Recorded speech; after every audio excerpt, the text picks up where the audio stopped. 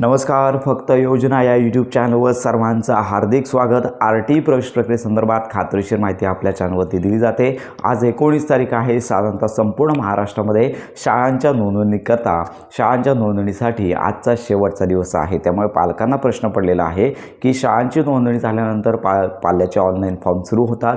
त्यामुळे उद्यापासून लगेचच फॉर्म सुरू होतील का, तर हा मोठा प्रश्न आहे.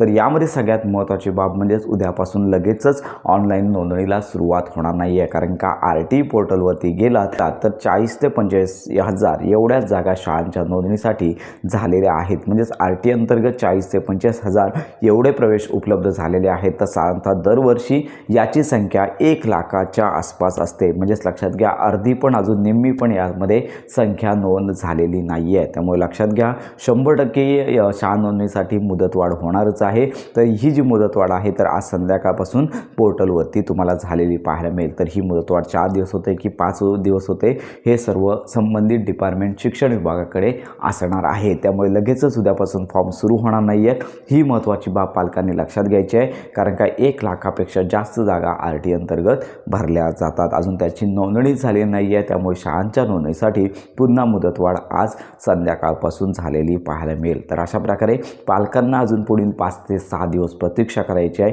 कारण का शाळांची नोंदणी पूर्ण झाल्याशिवाय विद्यार्थी नोंदणी सुरू होत नाही आहे. तर ही महत्त्वाची माहिती संपूर्ण महाराष्ट्रातील जे पालक आहेत, ज्यांच्या पाल्यांचा प्रवेश या RT अंतर्गत करायचा असेल, ऑनलाईन फॉर्म भरायचा असेल, तर अशा पालकांपर्यंत नक्की शेअर करा. RT प्रवेश प्रक्रियेसंदर्भात खात्रीशीर माहितीसाठी आपल्या फक्त योजना या चॅनलला लाईक, सबस्क्राईब आणि हाईप नक्की करा.